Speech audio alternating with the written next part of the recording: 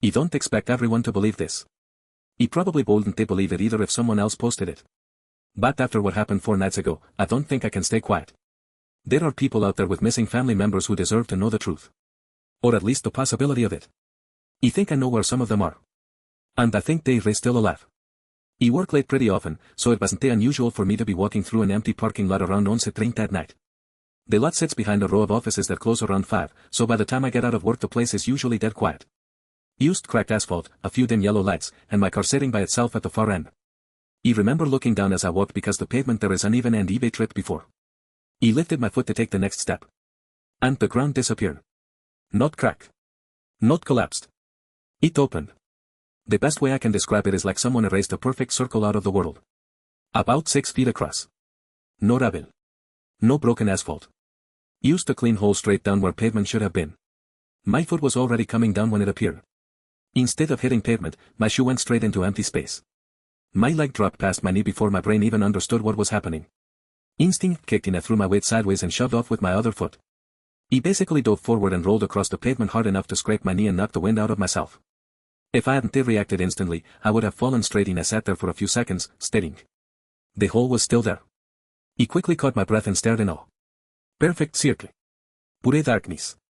Not just dark like a shadow, but the kind of dark that feels wrong to look at, like your eyes can't focus on it properly. At first I thought I was hearing wind. A low sort of murmur echoing up from inside it. Then I realized it wasn't the wind. It was voices, dozens of them. Quiet at first, overlapping like people whispering in a crowded room. I slowly crawled a little closer, keeping my distance from the edge. Hello, someone called. Can you hear us? Another voice shouted, hey. Someone is there. My heart was pounding so hard I could feel it in my throat. My hands were trembling. I still couldn't see anything down there. No movement, no shapes. Used blackness. But the voices were definitely coming from below. Please, someone yelled. Don't leave. Another voice said, throw something down. He asked the first question that came to mind. Where are you? There was a pause, then a man answered. I don't know. His voice sounded strangely calm. There is no ground here, he continued. We're just floating. A woman near him said, Time don't move here. Another voice said, you don't get hungry or thirsty either. Someone else added quietly, I think I've been here for years. At that point my brain was trying desperately to come up with any normal explanation. Speakers underground. Some weird construction shaft. A prank. Then someone said my name. Zach. Every muscle in my body went tight. Yet they told them my name. Zach, please, the voice said. You can hear us. That means it opened again. He asked how they knew my name. The voice hesitated, then he said something that made my stomach drop. The holes only open when someone is alone.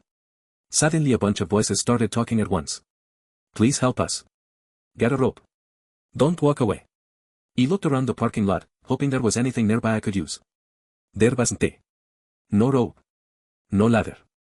Nothing long enough to reach. And even if I had something, I still couldn't see anyone down there. Used darkness. One of the voices said quietly, it'll close soon. How long does it stay open? He asked. Usually about a minute. That's when the panic really started. People began shouting names. Tell my wife Anna. Tell my brother Mark I'm alive. Please remember my name. He tried to memorize as many names as I could. And then the darkness shifted. The hole didn't close the way you'd expect. It just stopped being there. 1 second there was a perfect black circle in the pavement. The next second it was normal asphalt again. Flat. Solid. No crack. No seam, nothing. If it weren't for the blood on my knee and the dust on my clothes from diving out of the way, I would be thought I imagined it. But I didn't imagine the voices. When I got home, I started searching the names I remembered. 3 of them matched missing persons reports immediately. 1 man disappeared in 2009. Another in 1997.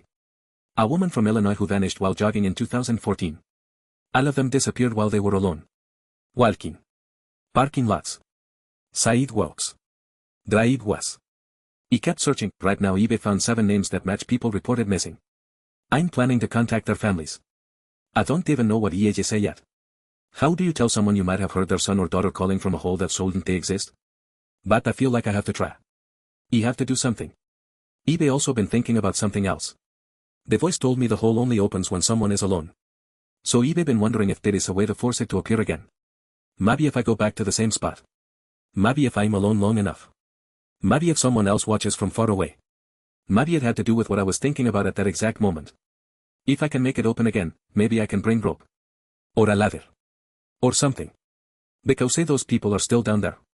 They're still talking, still waiting to be rescued. But tonight I realized something that made this a lot worse. While searching the names again, I checked the dates more carefully.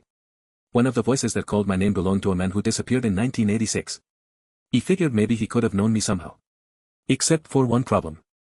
According to the report, he vanished in May of that year. He wasn't born until September. Which means someone down there already knew my name 4 months before I existed. And they knew it was me. I'm both freaking out and surprisingly calm. I've considered going to the police over and over and over, but I know they won't believe me. You don't even believe it, but it happened and these people need my help. Part 2.